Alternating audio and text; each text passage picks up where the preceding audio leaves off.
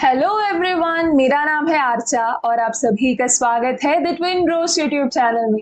आज हम पढ़ने वाले हैं class 11 geography part B book India physical environment का चैप्टर 3 जो कि है ड्रेनेज सिस्टम। तो इस चैप्टर में हमारा मेन फोकस रहेगा हिमालयन ड्रेनेज सिस्टम और पेनिनसुलर ड्रेनेज सिस्टम पे। तो बिना किसी देरी के चलिए शुरू करते हैं। तो सबसे पहले हमें 3 टर्म्स को समझना होगा। पहला टर्म है ड्रेनेज, दूसरा है ड्रेनेज सिस्टम और तीसरा है ड्रेनेज पैटर्न।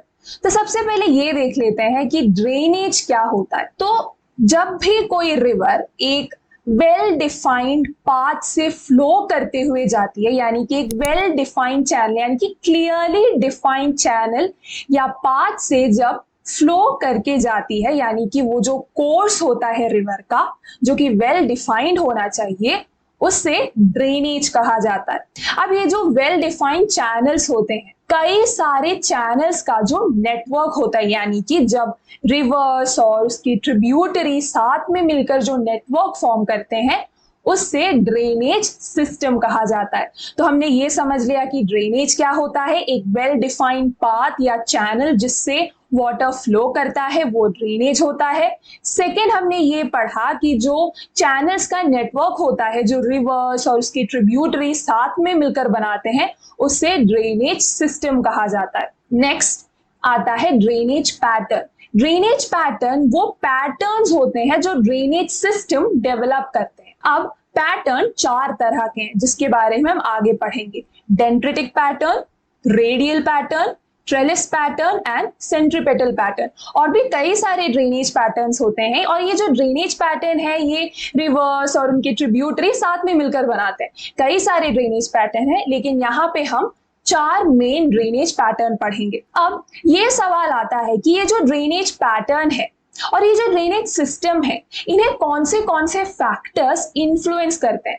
तो कुछ फैक्टर्स आपके टेक्स्ट बुक में दिए गए। पहला होता है जियोलॉजिकल टाइम पीरियड, मतलब over the period of time river के ड्रेनेज सिस्टम में चेंजेस आते हैं, और जो ड्रेनेज पैटर्न होता है ये जियोलॉजिकल टाइम पीरियड पे डिपेंड करता है। फिर nature and structure of rocks, इसमें हार्ड रॉक्स होता है, सॉफ्ट रॉक्स होता है, किस तरह की टोपोग्राफी है या रिलीफ फीचर है वो भी मैटर करता है, कितना पानी फ्लो कर रहा है ड्रेनेज सिस्टम से वो भी मैटर करता है, और ढलान, अगर स्टीप स्लोप हो तो रिवर ज्यादा सेडिमेंट्स कैरी करेगी। तो कई सारे फैक्टर्स है जो ड्रेनेज पैटर्न को इन्फ्लुएंस करते हैं। अब ड्रेनेज पैटर्न्स के टाइप्स को पढ़ने से पहले एक और इंपॉर्टेंट क्वेश्चन को एड्रेस कर लेते हैं। आपके टेक्स्ट बुक में एक क्वेश्चन दिया गया है कि क्यों ये जो रिवर है यूनी डायरेक्शनल है, क्यों ये एक डायरेक्शन से दूसरे डायरेक्शन की ओर फ्लो करती है। अब एक और सवाल यहाँ पे दिया गया है कि क्यों जो रिवर्स हिमालयास में ओरिजिनेट कर रही हैं और मोस्ट ऑफ द रिवर्स जो वेस्टर्न घाट्स में ओरिजिनेट कर रहे हैं सदर्न इंडिया में, वो क्यों अपना पानी बे ऑफ बंगाल में डिस्चार्ज कर रहे हैं। अब इन दोनों क्वेश्चंस का रीजन सिमिलर है। अब पहला सवाल ये था कि क्यों रिवर यूनी डायरेक्शनल है। इसका जवाब ये है कि रिवर का फ्लो ग्रेविटी इन्फ्लुएंस करता है। अब रिवर क्या करती है, अपहिल से, यानी कि जो एलिवेटेड रीजन होता है वहां से लो हिल, यानी कि जो नीचे वाला जो रीजन होता है उस रीजन की ओर फ्लो करते हैं, यानी कि अपहिल से डाउन हिल की ओर एक रिवर फ्लो करता है। ये ग्रेविटी की वजह से होता है, इसीलिए रिवर यूनी डायरेक्शनल है and river flows from one direction to the other. Main reason gravity है, क्योंकि रिवर अपहिल से डाउन हिल की ओर फ्लो करती है। अब दूसरा सवाल यहाँ पे आता है, क्यों हिमालयास और वेस्टर्न घाट्स में से ओरिजिनेट कर रही east flowing rivers bay of Bengal में अपना पानी डिस्चार्ज करते हैं। इसका मेन रीजन ये है कि इंडिया का जो एलिवेशन है वो वेस्ट टू ईस्ट है। हमने सेकेंड चैप्टर में पढ़ा था स्ट्रक्चर एंड फिजियोग्राफिक डिवीजन कि जो वेस्टर्न घाट्स है वो एलिवेटेड है कंपेयर टू ईस्टर्न घाट्स। तो जो एलिवेशन है वो वेस्ट टू ईस्ट है, यानी कि स्लोप वेस्ट टू ईस्ट, यानी कि वेस्टर्न पार्ट थोड़ा उठा हुआ है और स्लोप ईस्ट की तरफ जा रहा है। इसीलिए जो रिवर्स है वो मोस्टली ईस्ट फ्लोइंग रिवर्स है। इसीलिए जो मेजर हिमालयन रिवर्स है जैसे गंगा, ब्रह्मपुत्र और मेजॉरिटी जो रिवर्स सदर्न इंडिया में फ्लो कर रहे हैं वो ईस्ट फ्लोइंग रिवर्स है, क्योंकि जो एलिवेशन है वो वेस्ट टू ईस्ट है। तो नेक्स्ट हम पढ़ेंगे इंपॉर्टेंट ड्रेनेज पैटर्न्स। सो यहाँ पे हमें सिर्फ 4 ड्रेनेज पैटर्न्स को पढ़ना है। पहला है dendritic, second radial, third trellis और फोर्थ सेंट्रीपेटल ड्रेनेज पैटर्न। तो सबसे पहले देख लेते हैं कि डेंड्रेटिक ड्रेनेज पैटर्न होता क्या है। तो जब रिवर्स और ट्रिब्यूटरी साथ में मिलकर एक ऐसा पैटर्न फॉर्म करते हैं जिसे देख के लगता है कि ट्री के ब्रांचेस हैं, कुछ ऐसा पैटर्न, जब रिवर्स और ट्रिब्यूटरीज ऐसा पैटर्न फॉर्म करते हैं उसे डेंड्रेटिक ड्रेनेज पैटर्न कहा जाता है। एग्जाम्पल आप गंगा ड्रेनेज पैटर्न देख सकते हो। सेकेंड आता है रेडियल ड्रेनेज पैटर्न।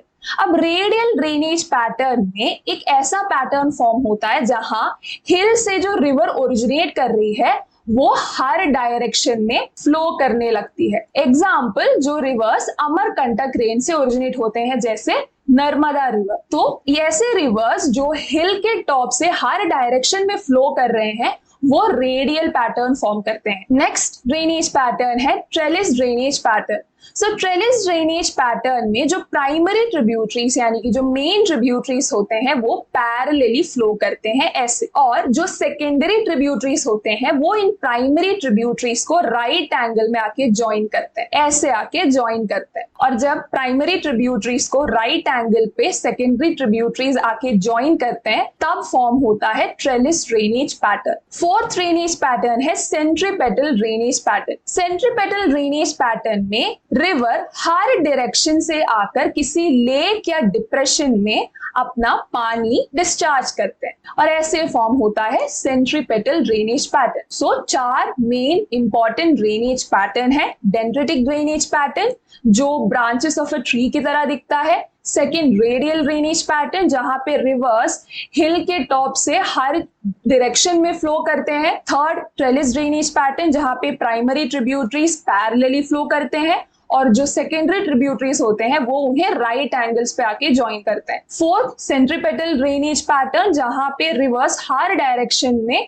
किसी लेक या डिप्रेशन में आके पानी डिस्चार्ज करते हैं। तो ये है डेंड्रेटिक ड्रेनेज पैटर्न। आप देख सकते हो कैसे ये जो ड्रेनेज पैटर्न है ये एक ट्री के ब्रांच की तरह दिख रहा है। नेक्स्ट, ये है रेडियल ड्रेनेज पैटर्न, ये है ट्रेलिस ड्रेनेज पैटर्न और ये है सेंट्रीपेटल ड्रेनेज पैटर्न जहां पे रिवर्स हर डायरेक्शन से आके किसी लेक या डिप्रेशन जैसे स्ट्रक्चर में अपने पानी को डिस्चार्ज कर रहे हैं। तो हमने ड्रेनेज पैटर्न समझ लिया, हमने इमेजेस के थ्रू भी ड्रेनेज पैटर्न कैसे होते हैं ये भी हमने देख लिया। अब हमें 3 और मेजर टर्म्स को अच्छे से समझना होगा। पहला टर्म है कैचमेंट एरिया, दूसरा टर्म है ड्रेनेज बेसिन, तीसरा टर्म है वाटरशेड। तो ये 3 इंपॉर्टेंट टर्म्स हैं और ये 1 मार्क के लिए भी बहुत ही ज्यादा इंपॉर्टेंट है। तो पहले समझ लेते हैं कि कैचमेंट एरिया क्या होता है। तो कैचमेंट एरिया नाम से ही आप देख सकते हो कैच करना। तो ये जो होता है इस एरिया में पानी को कैच किया जाता है, यानी कि सिंपली जो भी रेन वाटर होता है उससे इस एरिया में कलेक्ट किया जाता है।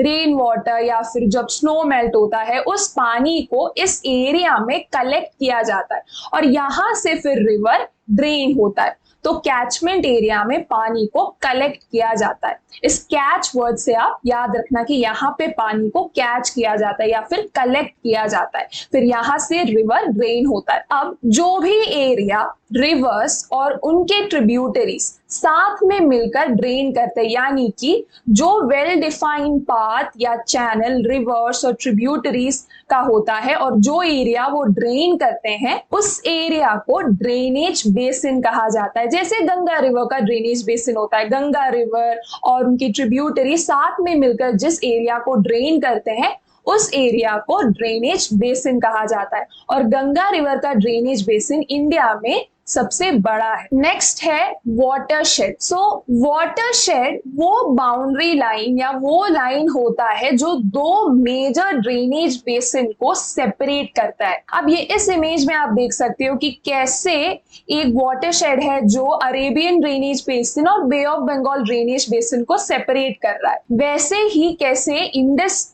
रिवर बेसिन और गंगा रिवर बेसिन को सेपरेट किया गया है। तो वाटरशेड वो बाउंड्री लाइन है जो 2 ड्रेनेज बेसिन को सेपरेट कर रहा है। तो हमने कैचमेंट एरिया, ड्रेनेज बेसिन और वाटरशेड को अच्छे से समझ लिया। तो अब तक हमने 6 डेफिनेशंस देखे हैं। ड्रेनेज क्या है, ड्रेनेज सिस्टम क्या है, ड्रेनेज पैटर्न क्या है, कैचमेंट एरिया, रिवर बेसिन और वाटरशेड, तो ये 1 मार्क के लिए इंपॉर्टेंट है। अब नेक्स्ट, जो कैचमेंट एरिया बड़े बड़े रिवर्स के होते हैं उसे रिवर बेसिन भी कहा जाता है। इनके रिवर बेसिन के 2 डेफिनेशन हुए। रिवर बेसिन वो भी है जो रिवर्स और ट्रिब्यूटरीज जो एरिया ड्रेन करते हैं वो भी रिवर बेसिन है। अब जो बड़े बड़े रिवर्स का कैचमेंट एरिया होता है उसे भी रिवर बेसिन ही कहा जाता है। अब जो छोटे रिवर्स या फिर जो स्मॉल रिवलेट्स होते हैं या रिल्स होते हैं उनका जो कैचमेंट एरिया होता है उसे वाटरशेड कहा जाता है। यानी कि वाटरशेड के भी 2 डेफिनेशन यहाँ पे हैं। वाटरशेड वो भी है जो लाइन 2 ड्रेनेज बेसिन को सेपरेट कर रहा है, वो भी वाटरशेड है। और जो स्मॉल रिवर्स का कैचमेंट एरिया होता है उसे भी वाटरशेड कहा जाता है। तो आपको कंफ्यूज नहीं होना है। अब वाटरशेड जो है उसका एरिया छोटा है और जो रिवर बेसिन होता है उसका एरिया बड़ा है। तो ये डिफरेंसेस भी आपको ध्यान में रखने। तो हमने ड्रेनेज सिस्टम से रिलेटेड सारे इंपॉर्टेंट टर्म्स पढ़ लिए हैं। अब आगे हम इंडियन ड्रेनेज सिस्टम के बारे में पढ़ेंगे। तो सबसे पहले हम ये पढ़ेंगे कि इंडियन ड्रेनेज सिस्टम को क्लासिफाई कैसे किया गया है। तो 3 डिविजन्स है। पहला डिवीजन है on the basis of discharge of water, यानी कि रिवर अपना पानी कहाँ डिस्चार्ज कर रहा है, या फिर ओरिएंटेशंस टू द सी, कहाँ पे पानी डिस्चार्ज हो रहा है, कौन सी सी में रिवर अपना पानी डिस्चार्ज कर रहा है, उसके बेसिस पे पहला डिवीजन आता है।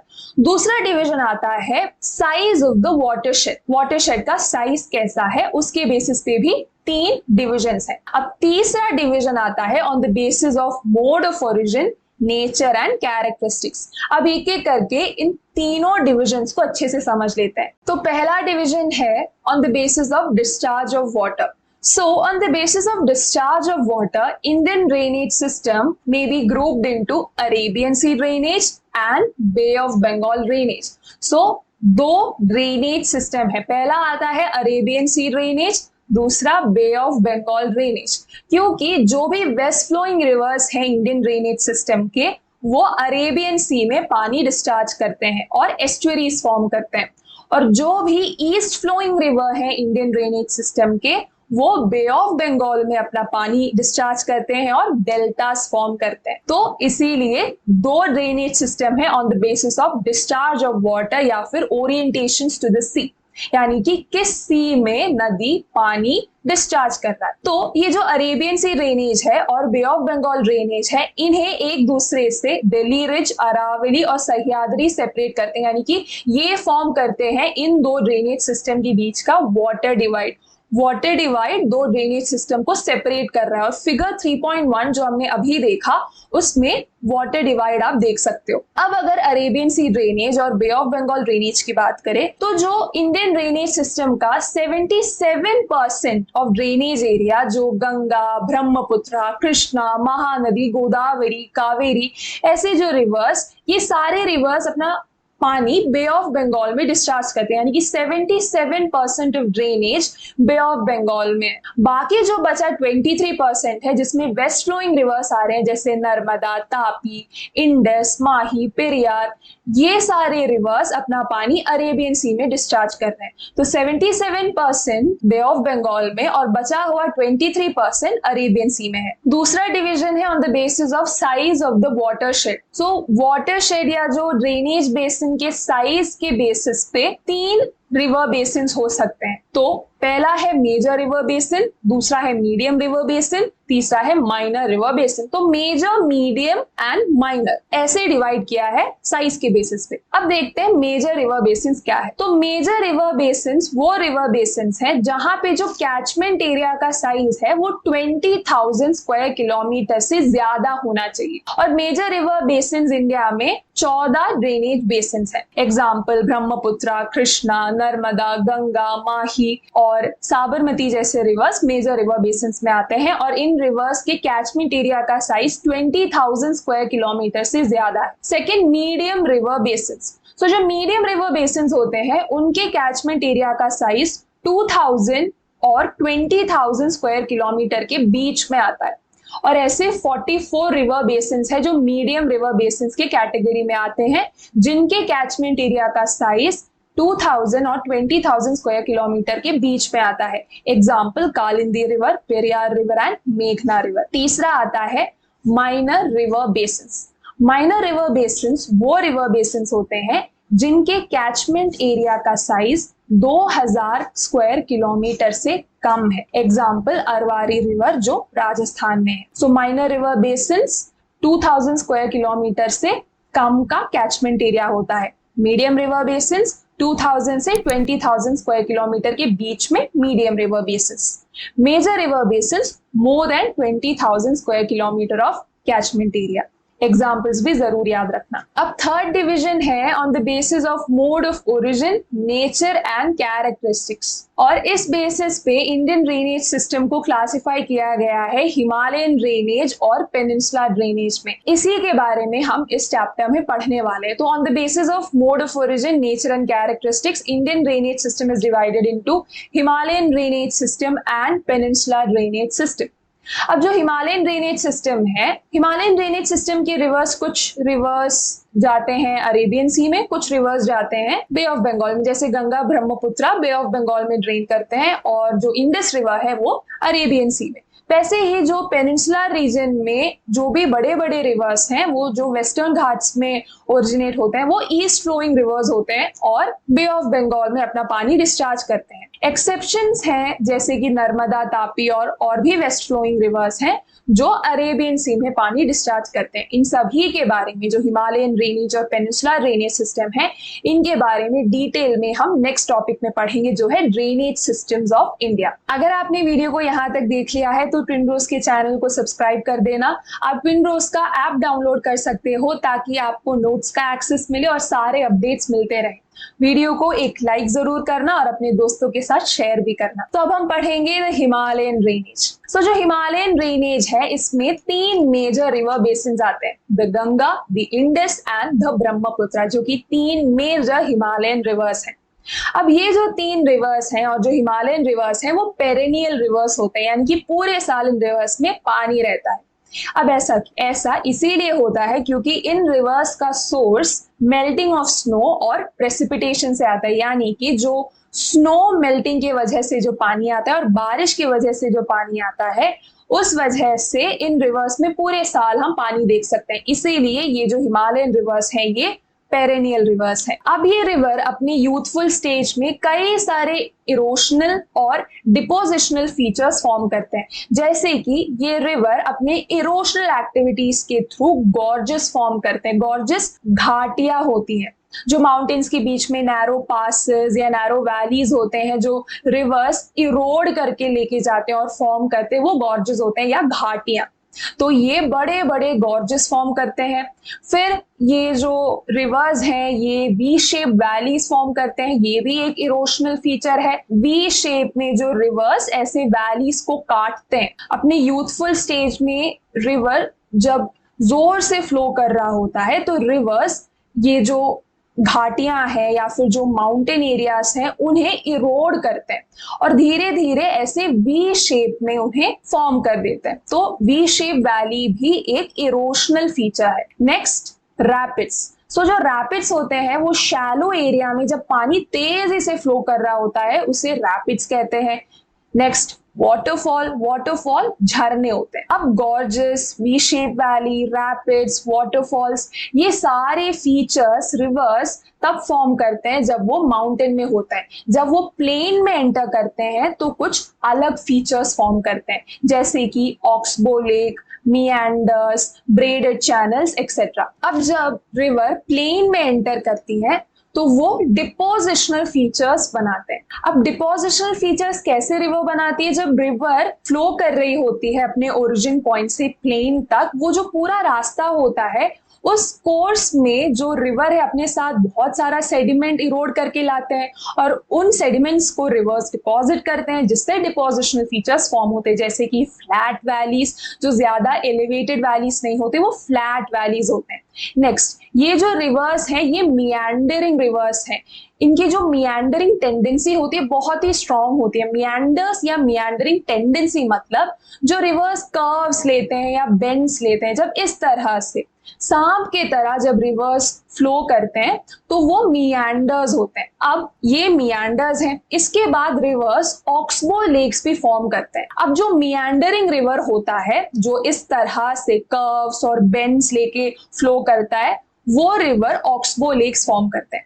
अब जब ये रिवर ऐसे कर्व ले रही है और सेडिमेंट्स ला रही है तो कहीं ना कहीं तो ये सेडिमेंट डिपॉजिट करेगी, और जब ये सेडिमेंट्स ऐसे डिपॉजिट होते रहते हैं तो एक पार्ट सेडिमेंट डिपॉजिशन की वजह से इस रिवर के कोर्स से अलग हो जाता है, सेपरेट हो जाता है और एक इंडिपेंडेंट लेक हो जाता है। तो ऐसे बनते हैं ऑक्सबो लेक्स जब मियांडरिंग रिवर्स अपने सेडिमेंट्स को ऐसे डिपॉजिट करते हैं और सेडिमेंट डिपॉजिशन की वजह से एक एरिया अलग हो जाता है और एक लेक बन जाता है, और ऐसे बनते हैं ऑक्सबो लेक्स। नेक्स्ट है फ्लड प्लेन्स। सो फ्लड प्लेन्स वो रीजन है जो रिवर बैंक के पास होता है, यानी कि रिवर बैंक के पास वाला जो लैंड एरिया होता है वो फ्लड प्लेन्स होते हैं। और जब भी रिवर फ्लड करता है, ओवरफ्लो करता है, तो सबसे पहले पानी इन्हीं फ्लड प्लेन्स में जाता है।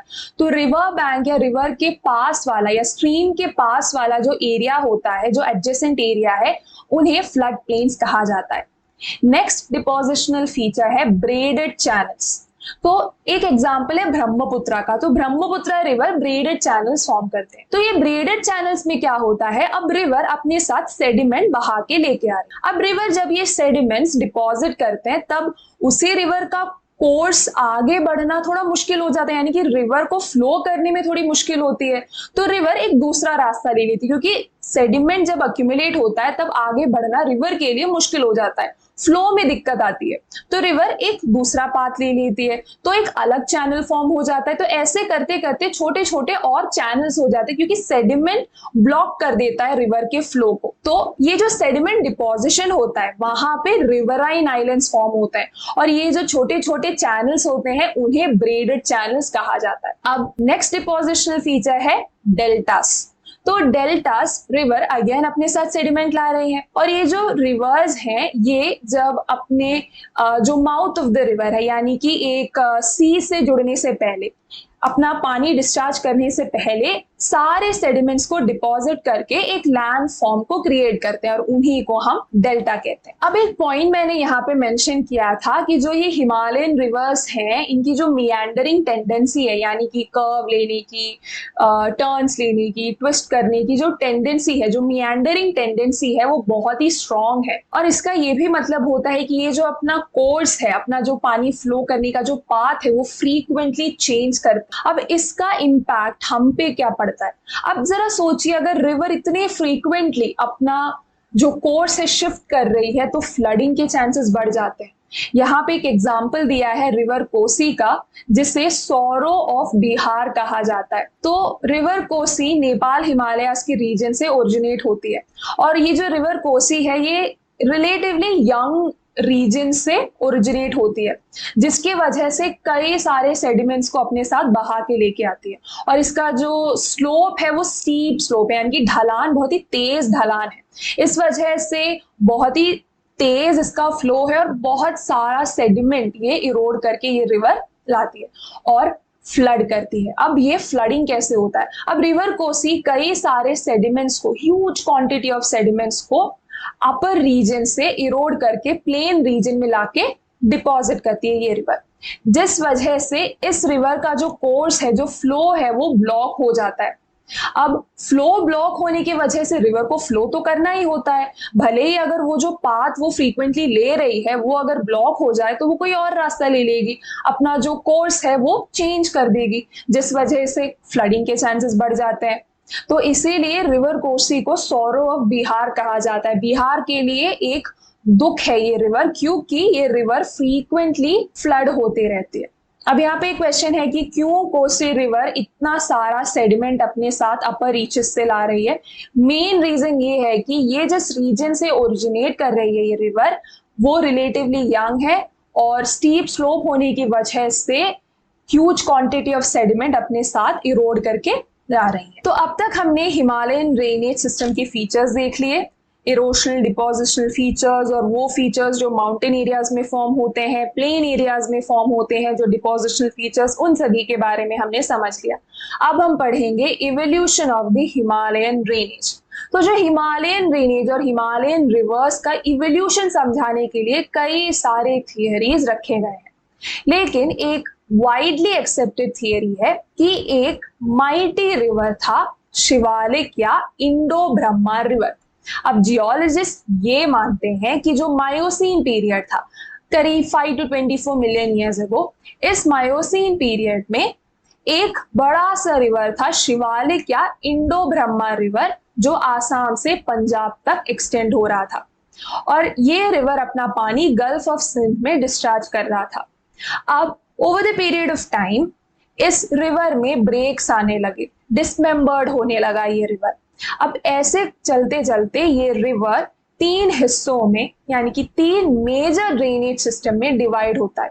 यानी कि पहले एक माइटी रिवर था शिवालिक या इंडो ब्रह्मा, यही Indo Brahma river 3 drainage systems में डिवाइड होता है। पहला है इंडस और उसके 5 ट्रिब्यूटरीज जो वेस्टर्न रीजन में है, फिर गंगा और उसके ट्रिब्यूटरीज जो सेंट्रल पार्ट में है, फिर ब्रह्मपुत्र रिवर और उसके ट्रिब्यूटरीज जो आसाम रीजन में है। अब ये जो ब्रेक है, ये जो डिसमेंबरमेंट है, ये जो ब्रेक इन रिवर्स में आया है, ये कैसे आया है, किस प्रोसेस की वजह से आया है?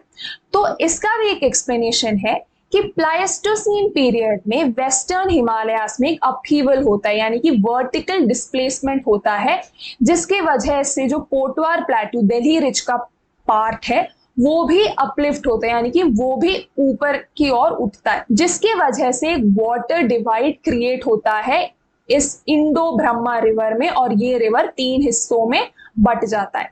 यानी कि प्लाइस्टोसीन पीरियड में वेस्टर्न हिमालयास में वर्टिकल अपलिफ्टमेंट होता है और इस वजह से ये पोटवार प्लेट्यू जो दिल्ली रिज का पार्ट है वो भी ऊपर की ओर उठता है और इन ड्रेनेज सिस्टम्स को डिवाइड करते हैं और as a water divide act करता है। फिर एक और प्रोसेस होता है जो मालडा गैप है वेस्ट बंगाल में, जो राजमहल हिल्स और मेघालय प्लेट्यू के बीच में आता है, मालडा गैप। तो मालडा गैप या मालडा फॉल्ट, यहाँ पे डाउन थ्रस्टिंग होता है, यानी कि डाउनवर्ड मूवमेंट या डाउनवर्ड डिस्प्लेसमेंट होता है मिड प्लाइस्टोसीन पीरियड में, जिस वजह से गंगा और Brahmaputra river system bay of Bengal की ओर फ्लो करते हैं और वहां पे अपना पानी डिस्चार्ज करते हैं।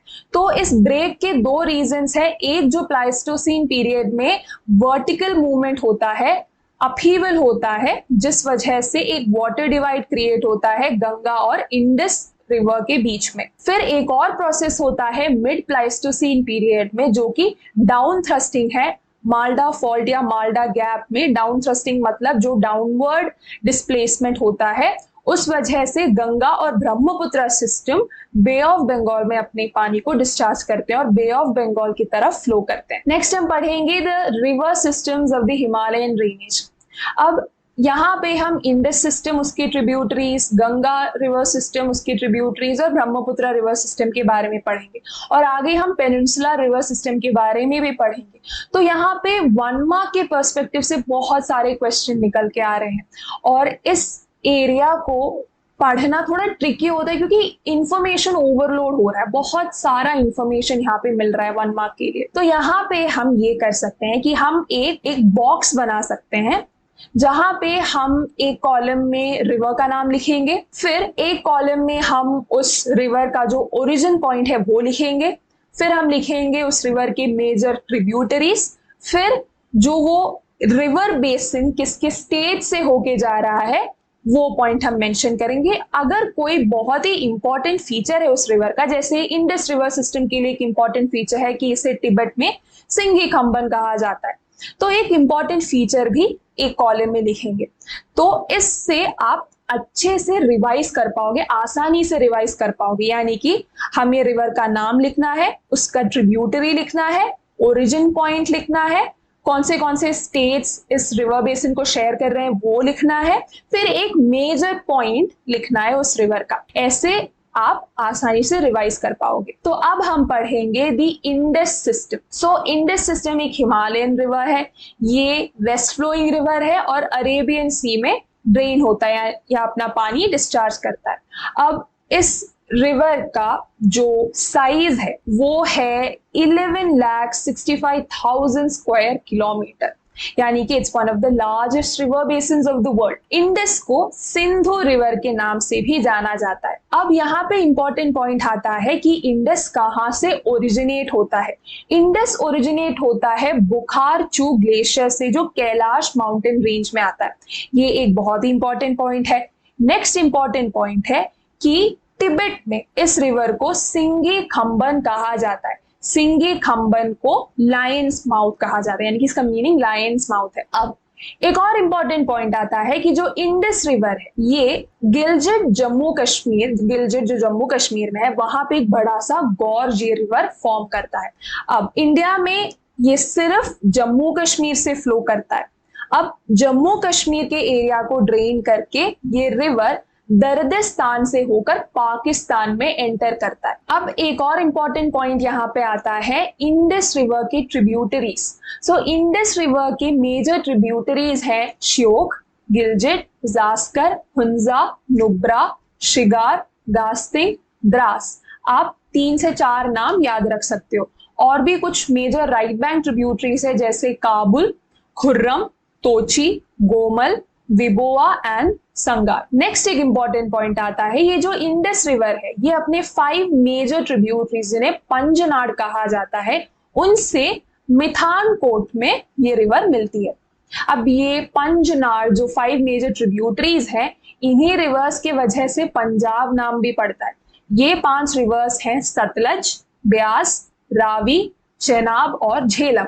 और इंडस रिवर इन 5 रिवर्स यानी कि पंजनाड से मिठानकोट में मिलती है। अब जो इंडस रिवर है वो इंडिया में सिर्फ जम्मू कश्मीर से ही फ्लो करती है। तो अब हम एक एक करके इंडस रिवर की ट्रिब्यूटरीज के बारे में पढ़ेंगे, जो कि है Panjnad, 5 major tributaries, Jhelum, Chenab, Ravi, Beas and Sutlej. तो सबसे पहले हम पढ़ेंगे झेलम रिवर। तो जो झेलम रिवर है वो इंडस की एक इंपॉर्टेंट ट्रिब्यूटरी है। इस रिवर की जो ओरिजिन पॉइंट है वो है स्प्रिंग एट वेरिनाग, जो पिरपंजाल रेंजेस में है। पाकिस्तान में एंटर करने से पहले ये रिवर श्रीनगर और वुलार लेक से फ्लो करती है। अब ये जो रिवर है ये चेनाब रिवर से झंग जो पाकिस्तान में है वहां पे ये झेलम रिवर चेनाब रिवर से मीट करती है। तो यहाँ पे इंपॉर्टेंट पॉइंट्स है इसका ओरिजिन, जो कि है spring at Verinag, Pir Panjal ranges.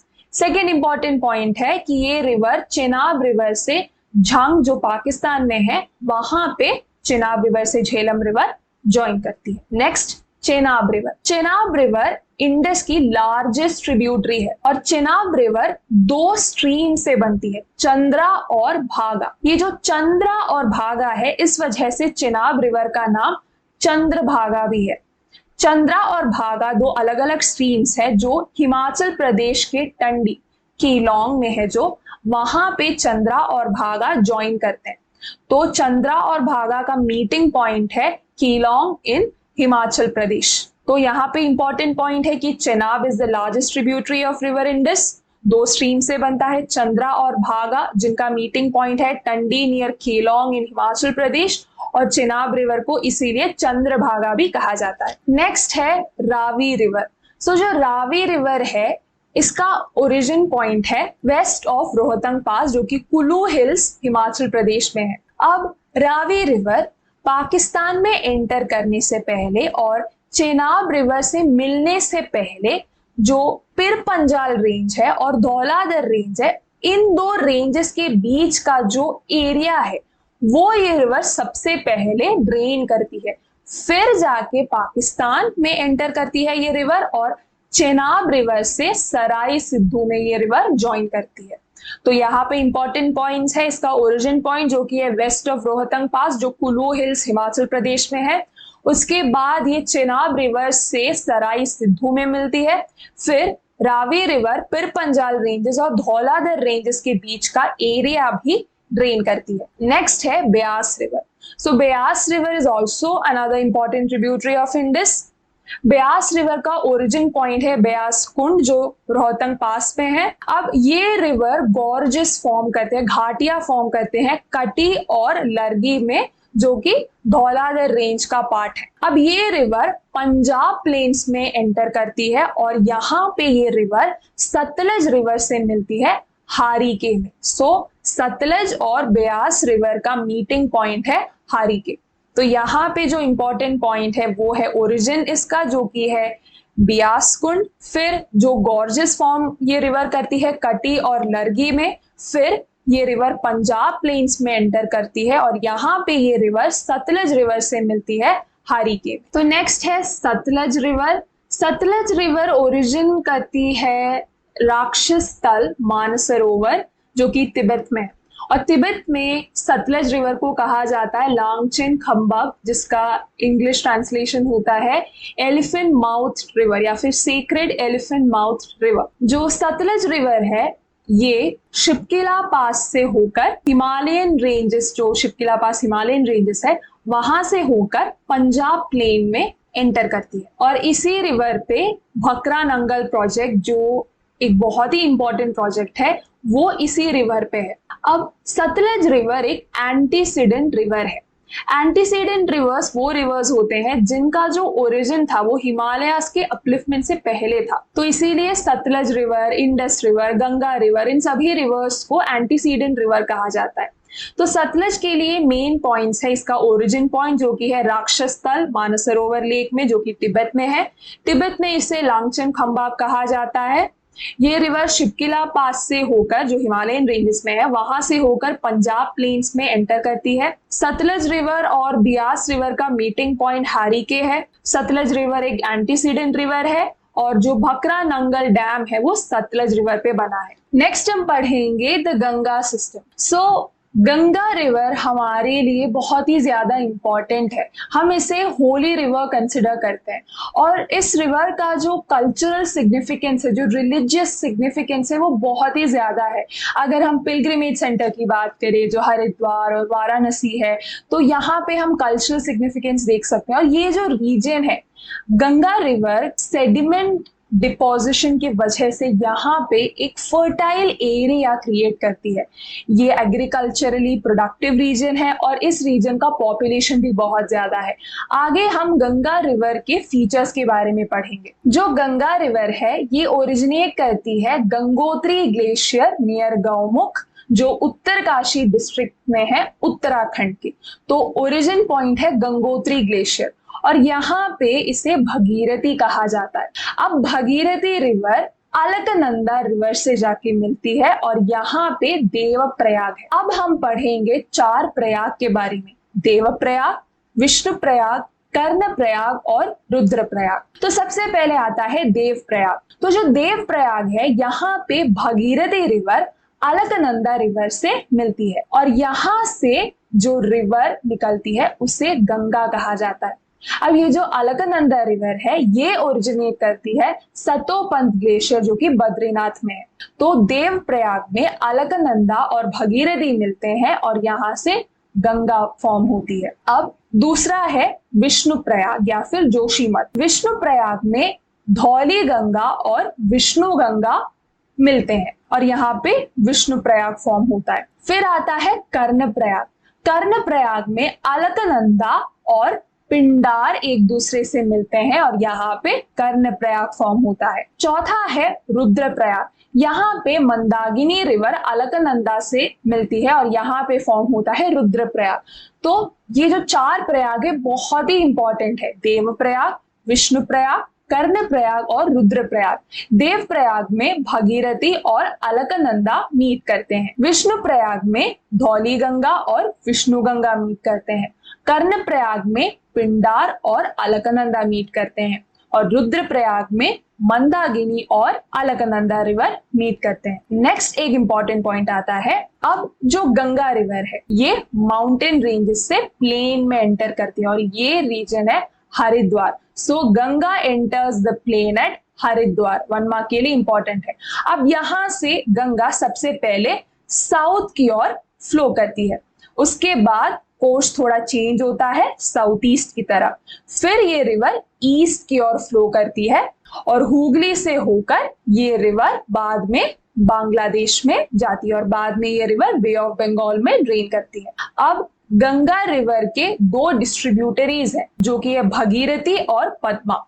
Bangladesh में गंगा रिवर पद्मा है। तो गंगा रिवर दो स्ट्रीम्स में स्प्लिट हो जाती है, भगीरथी रिवर और पद्मा रिवर, और पद्मा रिवर बांग्लादेश में फ्लो करता है।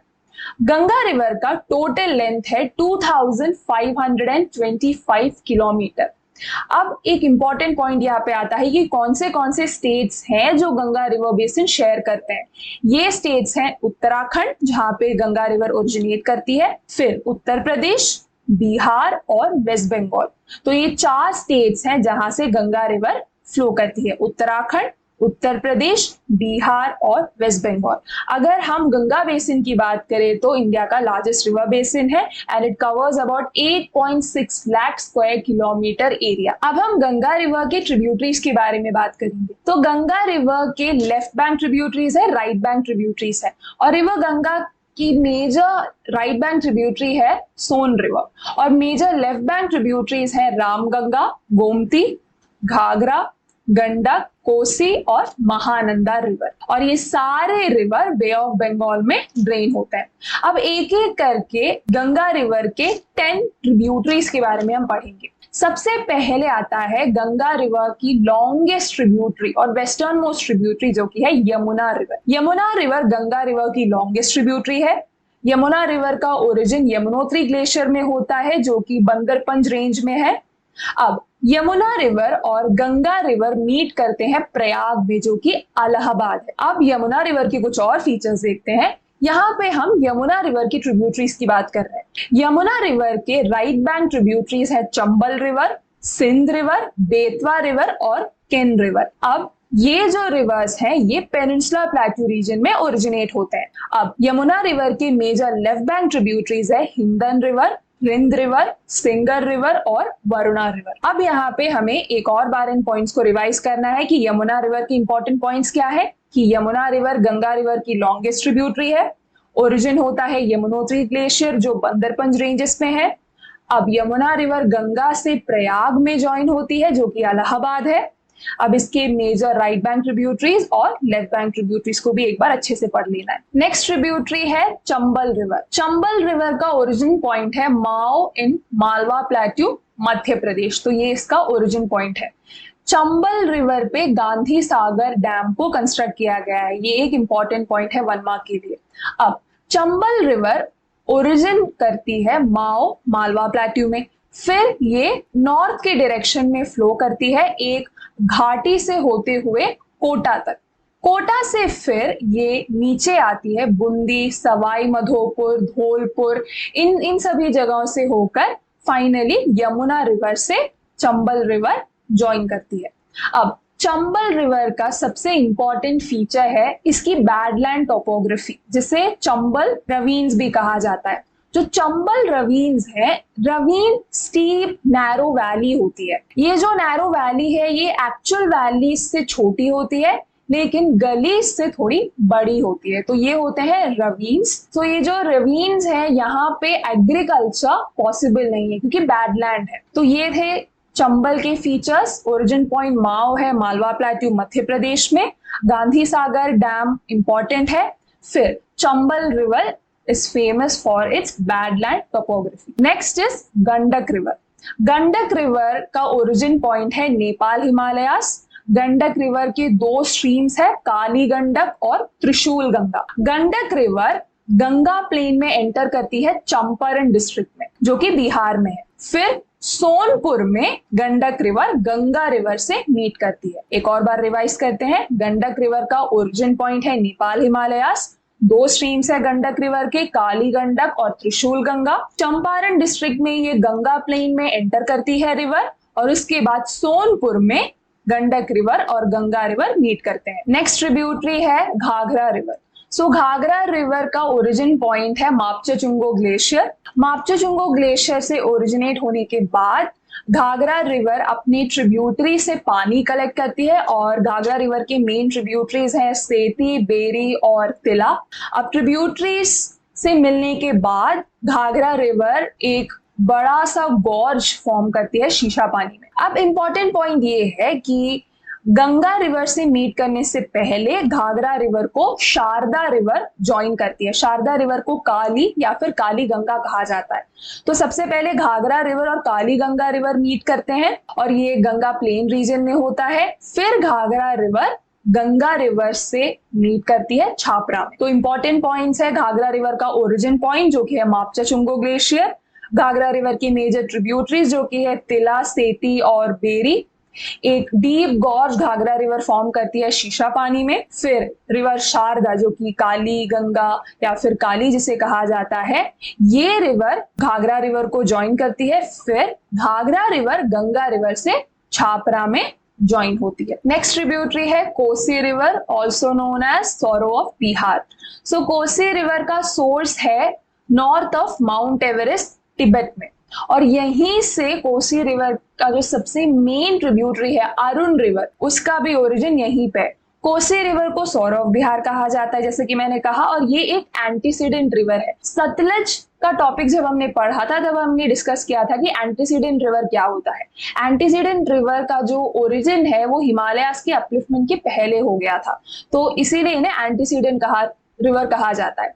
तो जो सतलज है, Kosi, Ganga river, Indus river, ये सभी एंटीसीडेंट रिवर्स है। अब कोसी रिवर का ओरिजिन पॉइंट है नॉर्थ ऑफ माउंट एवरेस्ट। अब सेंट्रल हिमालयास क्रॉस करने के बाद सोन कोसी कोसी रिवर को वेस्ट में ज्वाइन करती है और तमूर कोसी ईस्ट में।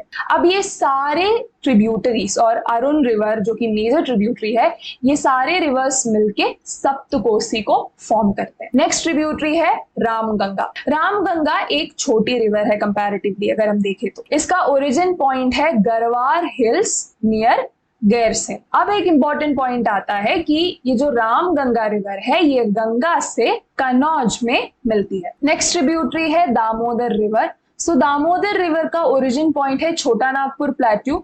छोटा नागपुर प्लेट्यू से ओरिजिनेट करने के बाद ये रिवर एक रिफ्ट वैली से फ्लो करके जाती है और फाइनली ये हुगली तक जाती है। और ये जो रिफ्ट वैली होता है ये फॉल्टिंग प्रोसेस की वजह से फॉर्म होता है। अब दामोदर रिवर का जो मेन ट्रिब्यूटरी है वो है बराकर रिवर, और दामोदर रिवर में दामोदर वैली कॉर्पोरेशन ने एक मल्टीपर्पज प्रोजेक्ट स्टार्ट किया है।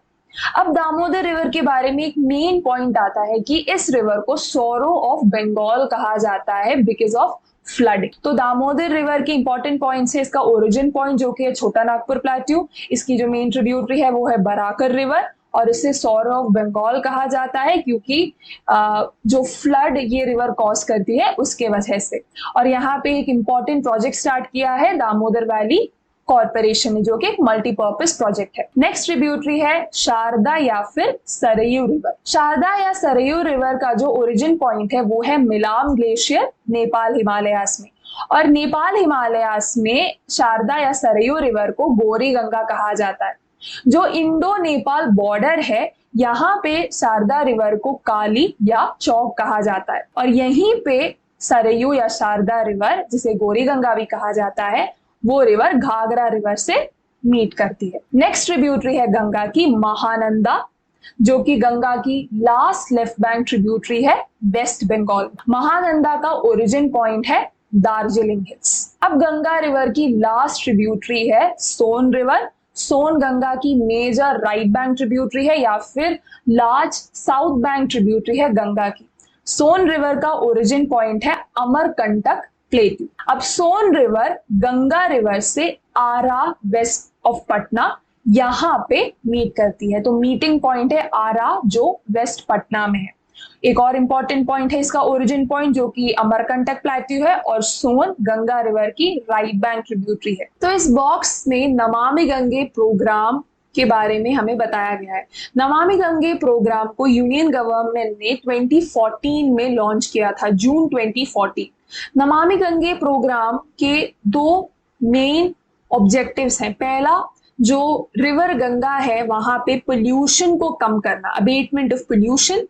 दूसरा है conservation and rejuvenation of national river Ganga, यानी कि रिवर गंगा को कंजर्व करना। अब नमामि गंगे प्रोग्राम के कुछ मेन पिलर्स हैं, यानी कि कुछ मेन पॉइंट्स जो इस प्रोग्राम में इंक्लूड किए गए। सबसे पहले आता है सीवेज ट्रीटमेंट इंफ्रास्ट्रक्चर, यानी कि जो सीवेज ट्रीटमेंट है जो भी वेस्ट है, जो भी डोमेस्टिक वेस्ट है, इंडस्ट्रियल वेस्ट है, उन्हें ट्रीट करना, पानी में डायरेक्टली रिलीज ना करके सबसे पहले हार्मफुल एलिमेंट्स को हटाना, सीवेज को ट्रीट करना और उस सीवेज ट्रीटमेंट फैसिलिटीज को डेवलप करना, इंफ्रास्ट्रक्चर जनरेट करना। तो ये पहला पिलर आता है। Second, river front development. River front वो रीजन होता है जो रेसिडेंशियल रीजन और जो रिवर बैंक है उसके बीच में एक बफर जोन या एक नॉन रेसिडेंशियल रीजन जो होता है, वहां पे रिवर फ्रंट आता है। उस रिवर फ्रंट को इको फ्रेंडली तरीके से और सस्टेनेबल तरीके से डेवलप करना, उसे रिवर फ्रंट डेवलपमेंट कहते हैं। थर्ड पिलर है रिवर सरफेस क्लीनिंग, यानी कि जो रिवर बेड में सिल्ट एक्यूमुलेशन होता है, जो सेडिमेंट्स एक्यूमुलेट होते हैं, उसे क्लीन करना। नेक्स्ट, बायोडाइवर्सिटी को बढ़ाना, बायोडाइवर्सिटी को इंप्रूव करने के बाद अफॉरेस्टेशन को भी प्रमोट करना और ज्यादा पेड़ लगाना, जो बायोडाइवर्सिटी को भी कंट्रीब्यूट करता है। नेक्स्ट, पब्लिक अवेयरनेस फैलाना, लोगों को जागरूक करना, ये बताना कि जो भी हमारे एक्शंस होते हैं उसके वजह से, जो भी हम केयरलेसली करते हैं उसके वजह से कैसे पोल्यूशन हो रहा है। नेक्स्ट, इंडस्ट्रियल एफ्लुएंट मॉनिटरिंग, यानी कि जो भी इंडस्ट्रियल वेस्ट है उसके क्वांटिटी को देखना, जो भी हार्मफुल वेस्ट है उन्हें मॉनिटर करना, उन्हें ट्रीट करना, डायरेक्टली पानी में ना रिलीज करना। सो इंडस्ट्रियल एफ्लुएंट मॉनिटरिंग भी इंपॉर्टेंट है। फिर आता है गंगा ग्राम। सो गंगा ग्राम नमामि गंगे प्रोग्राम का एक मेन पिलर है। सो गंगा ग्राम में जो भी विलेज एरियाज है गंगा रिवर के पास, उन विलेज एरियाज को डेवलप करना और इन विलेजेस के थ्रू पोल्यूशन को कम करना, सस्टेनेबल डेवलपमेंट को प्रमोट करना। तो ये है नमामि गंगे प्रोग्राम के कुछ मेन पिलर्स। नेक्स्ट हम पढ़ेंगे the Brahmaputra river system. So the Brahmaputra is one of the largest reverse of the world. इसका सोर्स या ओरिजिन है चिमयांगडंग ग्लेशियर, जो कि कैलाश रेंजेस में है नियर मानस सरोवर लेक, तिब्बत। तिब्बत में ब्रह्मपुत्र रिवर को सैंगपो नाम से जाना जाता है। सैंगपो का मतलब है द प्यूरिफायर। अब ये जो सैंगपो रिवर है, इस रिवर की जो मेजर राइट बैंक ट्रिब्यूटरी है उसे रैंगो सैंगपो कहा जाता है। अब ये जो ब्रह्मपुत्र रिवर है, ये नामचा बरवा रीजन में एक बड़ा सा गॉर्ज कार्व आउट करती है। नेक्स्ट इंपॉर्टेंट पॉइंट आता है कि इंडिया में ब्रह्मपुत्र रिवर सादिया टाउन, जो कि अरुणाचल प्रदेश में है, वहां से ब्रह्मपुत्र इंडिया में एंटर करती है। पहले ये साउथ वेस्ट डायरेक्शन में फ्लो करती है और यहाँ पे मेजर लेफ्ट बैंक ट्रिब्यूटरीज जो है ब्रह्मपुत्र के, दिबांग और लोहित, वो ब्रह्मपुत्र रिवर को ज्वाइन करते हैं और यहां से इस रिवर का नाम ब्रह्मपुत्र पड़ता है। ब्रह्मपुत्र रिवर की मेजर लेफ्ट बैंक ट्रिब्यूटरीज देख लेते हैं, जो है बुरही दिहिंग और धनसारी, और मेजर राइट बैंक ट्रिब्यूटरीज हैं सुबानसिरी, कामेंग, मानस और संकोश। सुबानसिरी भी एक एंटीसीडेंट रिवर है। अब ब्रह्मपुत्र बांग्लादेश में एंटर करती है नियर धुबरी रीजन। अब जब ये रिवर बांग्लादेश में एंटर करती है, तब जो तीस्ता रिवर है वो भी ब्रह्मपुत्र रिवर को ज्वाइन करती है as its right bank tributary, और यहां से ब्रह्मपुत्र रिवर को जमुना नाम दिया जाता है। तो बांग्लादेश में ब्रह्मपुत्र रिवर का नाम है जमुना। फिर ये जो जमुना रिवर है ये पद्मा रिवर से मिलती है। पद्मा रिवर गंगा रिवर की डिस्ट्रीब्यूटरी है और ब्रह्मपुत्र रिवर और गंगा रिवर साथ में मिलकर सुंदरबन डेल्टा भी फॉर्म करते हैं, जो वर्ल्ड्स लार्जेस्ट डेल्टा है। अब पद्मा रिवर से मिलने के बाद ये जो जमुना रिवर है या जो ब्रह्मपुत्र है वो बे ऑफ बंगाल में अपना पानी डिस्चार्ज करते हैं। तो नेक्स्ट हम पढ़ेंगे द पेनिनसुला ड्रेनेज सिस्टम। तो हमने हिमालयन ड्रेनेज सिस्टम कंप्लीट कर लिया है। So next we'll study the peninsula drainage system. So जो peninsula drainage system Himalayan drainage system से ओल्डर है, काफी पुराना है। अब हम ऐसा क्यों कह रहे हैं? जब हम पेनिनसुला रिवर्स की स्टडी करते हैं तो हमें ये पता चलता है कि पेनिनसुला रिवर्स हिमालयन रिवर्स के कंपैरिजन में ओल्डर रिवर्स है, ज्यादा मेच्योर रिवर्स है, और ये जो रिवर्स है ये शैलो वैलीज फॉर्म करते हैं, ज्यादा इंटेंस इरोशनल फीचर्स नहीं फॉर्म करते। जो पेनिनसुला रिवर्स है उनका कोर्स जो होता है, उनका जो पाथ होता है चैनल का, वो फिक्स्ड होता है, ज्यादा कोर्स शिफ्टिंग ये रिवर्स नहीं करते हैं। इनकी मियांडरिंग टेंडेंसी फ्रीक्वेंसी नहीं है, so there is absence of meanders, और ये नॉन पेरेनियल रिवर्स है। अब जो हिमालयन रिवर्स है वो पेरेनियल रिवर्स है, यानी कि मेल्टिंग ऑफ स्नो की वजह से, बारिश की वजह से पूरे साल हिमालयन रिवर्स में पानी रहता है। लेकिन ये जो पेनिनसुला रिवर्स है ये नॉन पेरेनियल रिवर्स है। एक एक्सेप्शनल केस है कावेरी का, जिसके बारे में हम आगे पढ़ेंगे। तो अगर हम मेजर पेनिनसुला रिवर्स की बात करें तो major rivers east flowing rivers है, जैसे महानदी, कृष्णा, कावेरी, गोदावरी। सो ये ईस्ट फ्लोइंग रिवर्स है और बे ऑफ बंगाल में अपने पानी को डिस्चार्ज करते हैं। एक्सेप्शनल केसेस है जैसे नर्मदा रिवर और तापी रिवर जो वेस्ट फ्लोइंग रिवर है। ये जो वेस्ट फ्लोइंग रिवर है ये अपने पानी को अरेबियन सी में ड्रेन करते हैं। अब हमें ये देखना है कि पेनिनसुला ड्रेनेज सिस्टम का इवोल्यूशन कैसे होता है और कौन से मेजर पेनिनसुला ड्रेनेज सिस्टम है। उससे पहले यहाँ पे एक और एक्सेप्शनल केस को पॉइंट आउट किया है कि जो रिवर्स हैं चंबल, सिंध, बेतवा, केन, सोन रिवर, ये सारे रिवर्स पेनिनसुला रीजन में ओरिजिनेट करते हैं, northern part of the peninsula plateau.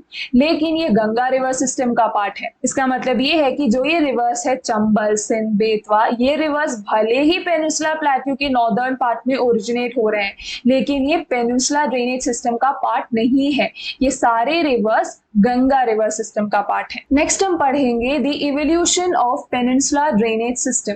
तो 3 मेजर जियोलॉजिकल इवेंट्स होते हैं जो ये जो पेनिनसुला ड्रेनेज सिस्टम है उसे इन्फ्लुएंस करता है। सो पहला जियोलॉजिकल इवेंट था subsidence of western flank of peninsula plateau.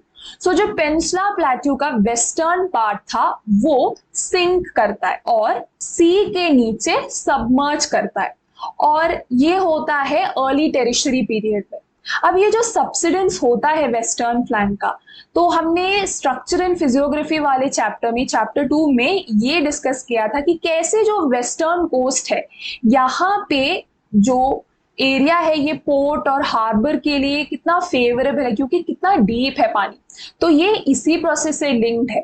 Western flank जो पेनिनसुला रीजन का है वो सिंक करता है, सबमर्ज करता है अर्ली टेरिशरी पीरियड में। सेकेंड जियोलॉजिकल इवेंट होता है, पहला जो हिमालयास का अपहीवल होता है, यानी कि अपवर्ड मूवमेंट या वर्टिकल डिस्प्लेसमेंट होता है, जब ये जो नॉर्दर्न पार्ट है पेनिनसुला रीजन का वो सिंक करता है। तो पेनिनसुला ब्लॉक के नॉर्दर्न पार्ट का सबसिडेंस होता है, सिंकिंग प्रोसेस होता है, और तब हिमालयास का अपहीवल प्रोसेस होता है, अपवर्ड मूवमेंट या फिर वर्टिकल डिस्प्लेसमेंट।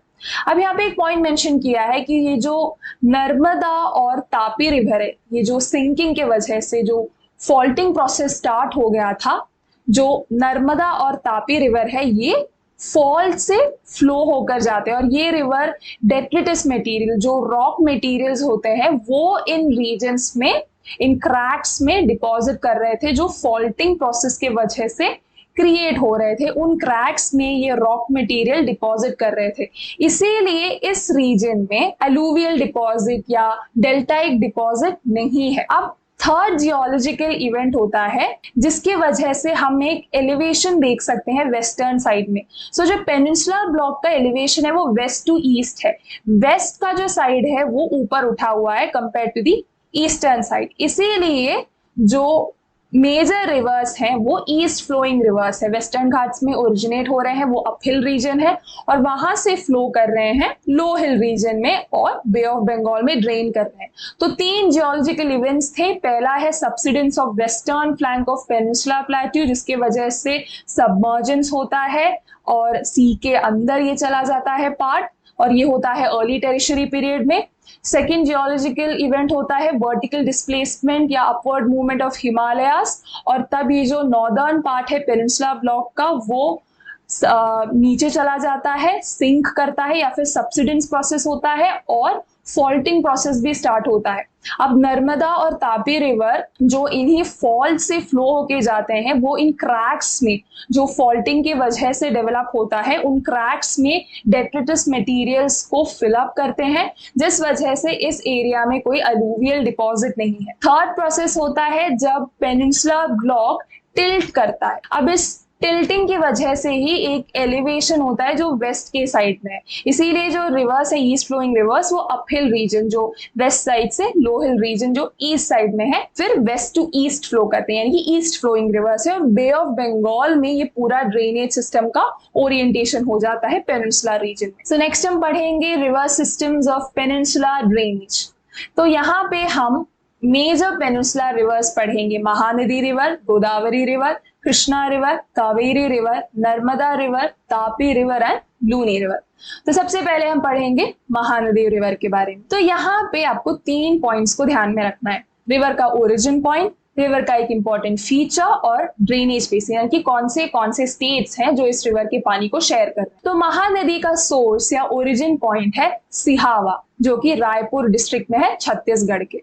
महानदी रिवर का लेंथ है 851 किलोमीटर और एरिया है 1.42 लाख स्क्वायर किलोमीटर।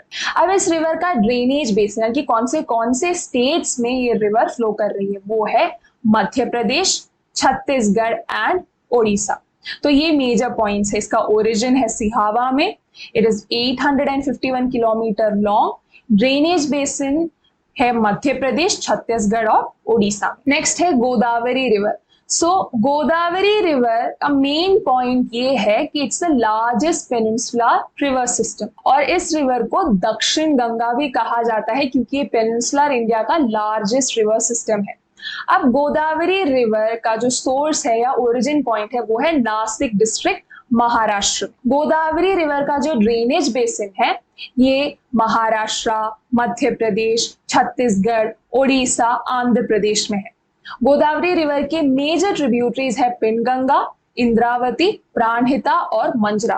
तो ये इंपॉर्टेंट पॉइंट्स है। ये लार्जेस्ट पेनिनसुलर रिवर सिस्टम है, इसे दक्षिण गंगा कहा जाता है इस वजह से। इसका जो ओरिजिन पॉइंट है वो है नासिक डिस्ट्रिक्ट, इसका जो ड्रेनेज बेसिन है वो महाराष्ट्र, मध्य प्रदेश, छत्तीसगढ़, ओडिशा और आंध्र प्रदेश में है। और गोदावरी रिवर के मेन ट्रिब्यूटरीज है पिनगंगा, इंद्रावती, प्राणहिता और मंजरा। Next Krishna river.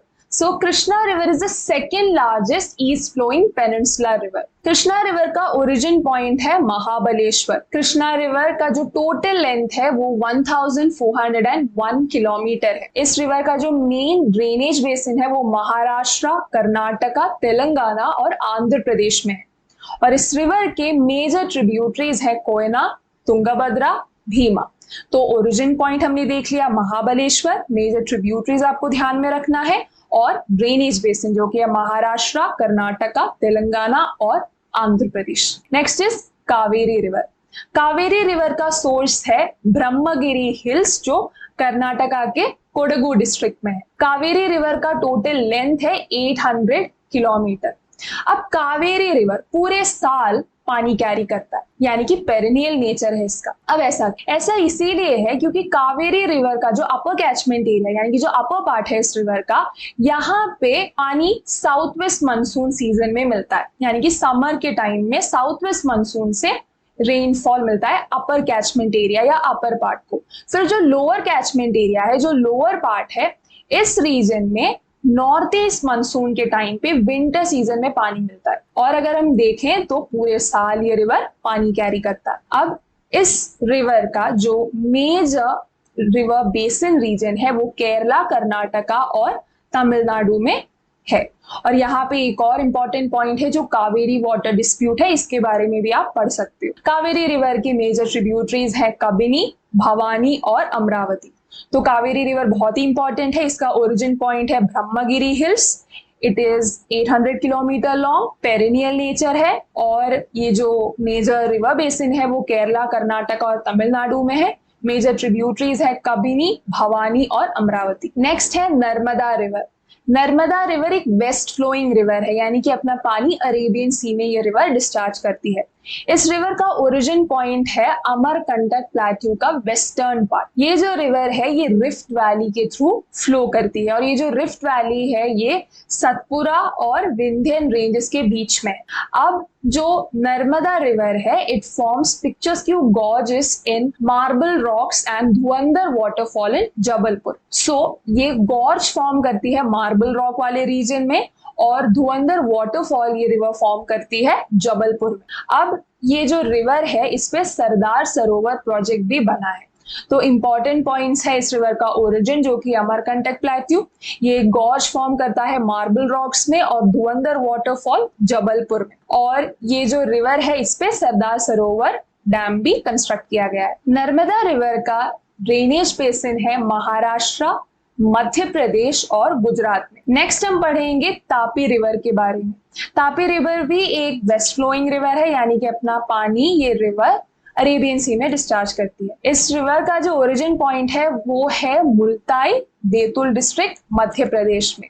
इस रिवर का लेंथ है 724 किलोमीटर और इस रिवर का जो ड्रेनेज बेसिन है वो है महाराष्ट्र, मध्य प्रदेश और Gujarat. Next is Luni river. ये जो लूनी रिवर है ये राजस्थान का लार्जेस्ट रिवर सिस्टम है।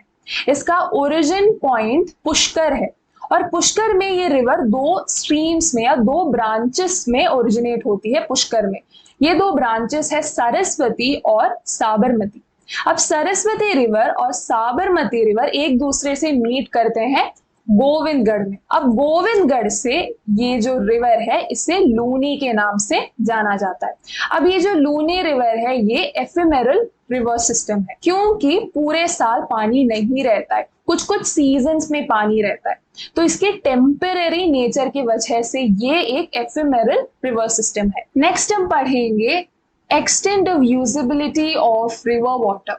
तो एक बहुत ही इंपॉर्टेंट टॉपिक है क्योंकि आपने इस पूरे चैप्टर में इवोल्यूशन पढ़ा रिवर सिस्टम का, दो ड्रेनेज सिस्टम्स पढ़े, हिमालयन और पेनिनसुलर ड्रेनेज सिस्टम। अब इस नॉलेज को हमें अप्लाई करना है। तो इस टॉपिक का फर्स्ट पॉइंट है the reverse of India carry huge volumes of water per year but it is unevenly distributed both in time and space। अब इस पॉइंट में ये बताया गया है कि अगर हम टाइम का एस्पेक्ट और स्पेशल एस्पेक्ट देखें तो जो जितने भी रिवर सिस्टम है इंडिया में वो अनइवनली डिस्ट्रीब्यूटेड है। अगर हम टाइम की बात करें तो कुछ पर्टिकुलर सीजन में पानी ज्यादा होता है, लेकिन कुछ ड्राई सीजन होते हैं जहां पे पानी कम है। जो हिमालयन रिवर्स है वो पेरेनियल रिवर्स है, यानी कि पूरे साल पानी रहता है। Reason is melting of snow और बारिश से पानी मिलता है। लेकिन कुछ नॉन पेरेनियल रिवर्स हैं और लूनी जैसे एफिमेरल रिवर सिस्टम्स हैं जहां पे ड्राई सीजन में पानी ही नहीं होता। तो टाइम का एस्पेक्ट कितना इंपॉर्टेंट है। अगर हम स्पेशल एस्पेक्ट देखें तो कुछ रीजन है जहां पे पूरे साल पानी है, जैसे अगर हम नॉर्दर्न इंडिया की बात करें जहां पे हिमालयन रिवर सिस्टम है वो तो पेरेनियल रिवर्स हैं और वहां पे तो पूरे साल पानी रहता है। लेकिन अगर हम पेनिनसुलर रीजन में देखें तो ड्राई सीजन में पानी कम हो जाता है। अगर हम लूनी रिवर की बात करें तो ड्राई सीजन में पानी कम हो जाता है। तो टाइम का एस्पेक्ट और स्पेस का एस्पेक्ट अगर हम देखें तो जो भी रिवर सिस्टम है इंडिया में, जितने भी रिवर सिस्टम है वो अनइवनली डिस्ट्रीब्यूटेड है। अब जब इंडिया में रेनी सीजन में कुछ एरियाज में फ्लड का सिचुएशन आ जाता है और कुछ एरियाज में ऐसा होता है कि ड्रॉट का सिचुएशन आता है।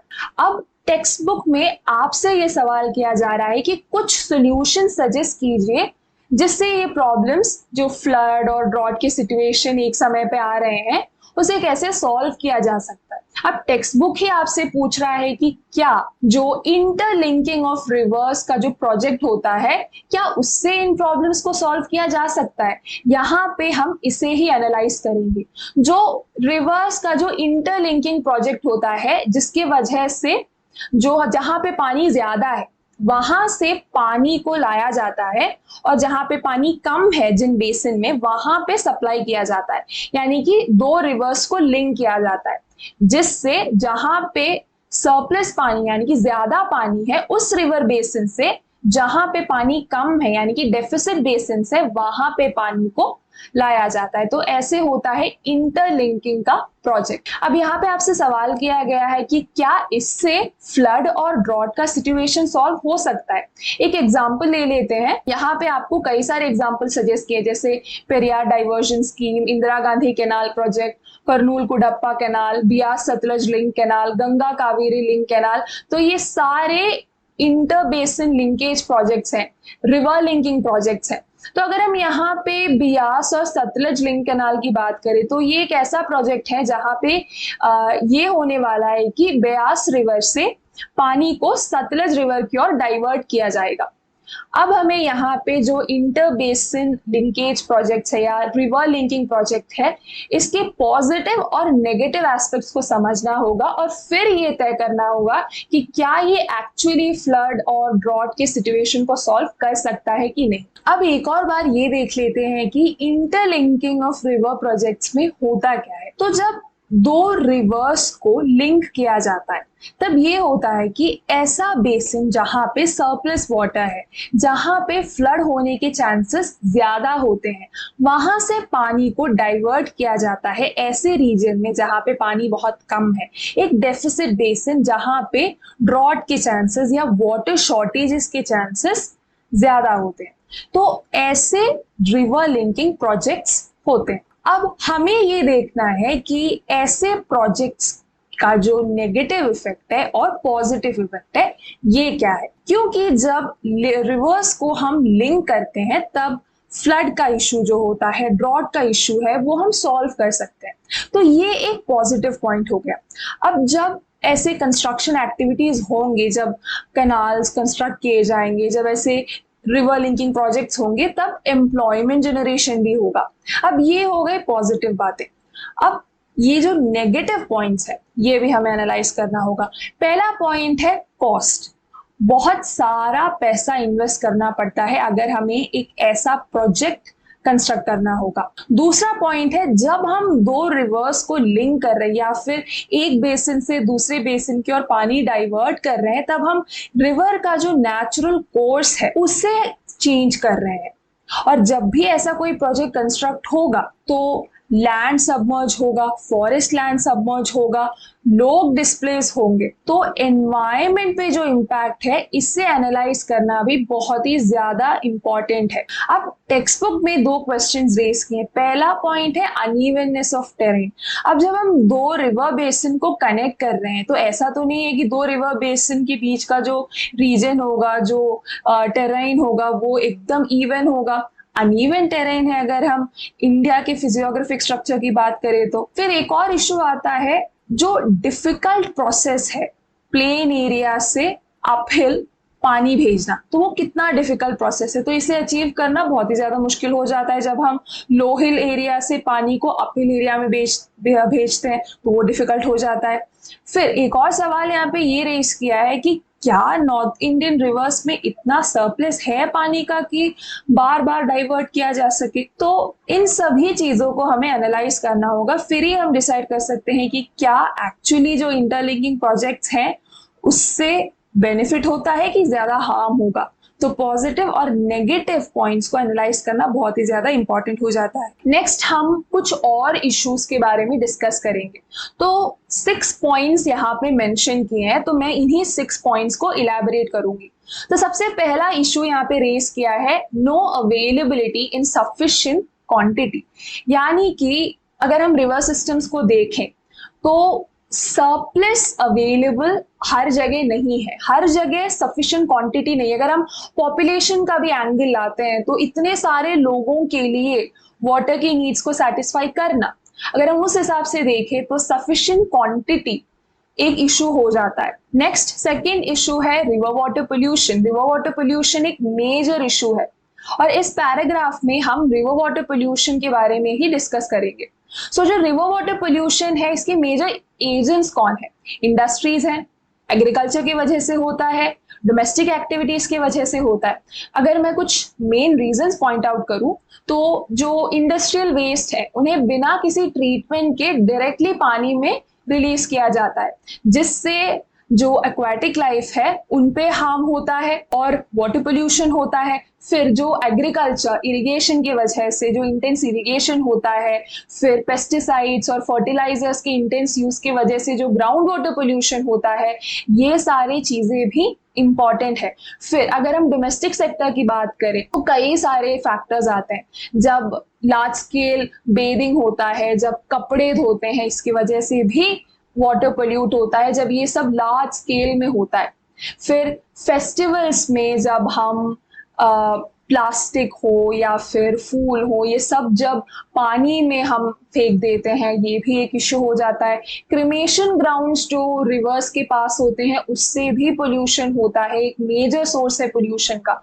तो इंडस्ट्रीज के वजह से जो डायरेक्ट सीवेज रिलीज होता है, बिना किसी ट्रीटमेंट के गंदा पानी रिलीज किया जाता है, इन सभी चीजों की वजह से रिवर वाटर पोल्यूशन होता है। नेक्स्ट पॉइंट मेंशन किया है, third point, load of silt in the river water. जो सिल्ट एक्यूमुलेशन होता है, जो सेडिमेंट्स का एक्यूमुलेशन बहुत ही ज्यादा हो जाता है, ये भी एक इशू है। फिर रिवर बेड को क्लीन करना इंपॉर्टेंट हो जाता है। नेक्स्ट फोर्थ पॉइंट है uneven seasonal flow of water, यानी कि कुछ सीजन में पानी ज्यादा होता है, कुछ सीजन में पानी कम हो जाता है। जब पानी ऐसे अचानक से बढ़ जाता है तब फ्लडिंग का सिचुएशन हो जाता है, और जब पानी बहुत ही ज्यादा कम हो जाता है, जब ड्राई हो जाता है, तब ड्रॉट का सिचुएशन होता है। तो ये uneven seasonal flow of water water shortage create करता है, या कभी कभी फ्लड का सिचुएशन क्रिएट कर देता है। फिफ्थ पॉइंट है river water dispute between states.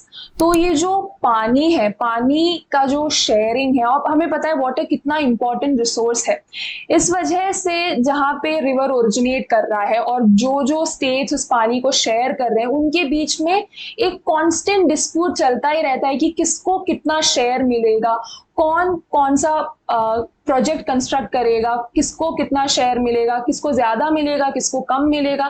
तो ये एक मैटर ऑफ डिस्प्यूट हो जाता है स्टेट्स के बीच में। लास्ट पॉइंट है shrinking of the channels due to extension of settlements towards the thalweg. Thalweg, ये रिवर का जो लाइन या कोर्स है, उसे हम थैलवेक कहते हैं। अब ये जो सेटलमेंट्स है, जो रेसिडेंशियल एरियाज है, वो जितना जितना रिवर बेड के पास जा रहे हैं, अब तो फ्लड प्लेन्स में भी कंस्ट्रक्शन हो रहा है रेसिडेंशियल एरियाज का और भी एरियाज का। तो ये जो कंस्ट्रक्शन एक्टिविटीज फ्लड प्लेन्स में भी हो रहे हैं, और जैसे जैसे ये सेटलमेंट्स और रिवर चैनल्स के टूवर्ड्स एक्सटेंड होता रहेगा, वैसे वैसे ये जो चैनल्स है वो श्रिंक होते रहेंगे। तो वो भी एक मेजर इशू है। तो यहाँ पे कुछ इंपॉर्टेंट प्रॉब्लम्स को साइट किया गया है, जिसमें non availability of water, river water pollution, load of silt यानी कि silt accumulation, uneven seasonal flow of water, river water disputes, फिर shrinking of canals due to extension of settlements. तो this was chapter 3 drainage system. I really hope कि आपको अच्छे से समझ में आ चुका होगा। अगर कोई भी डाउट है तो आप कमेंट सेक्शन में पूछ सकते हो। आप ट्विन ब्रोस का टेलीग्राम चैनल और डिस्कॉर्ड ज्वाइन करना, ताकि आप भी ह्यूमैनिटीज की एक स्ट्रॉन्ग कम्युनिटी से कनेक्टेड रहो। आप ट्विन ब्रोस का ऐप डाउनलोड कर सकते हो, जिससे आपको नोट्स का एक्सेस मिल जाएगा और सारे अपडेट्स मिलते रहेंगे। जल्दी ही मिलते हैं नेक्स्ट चैप्टर के एक्सप्लेनेशन के साथ। बाय।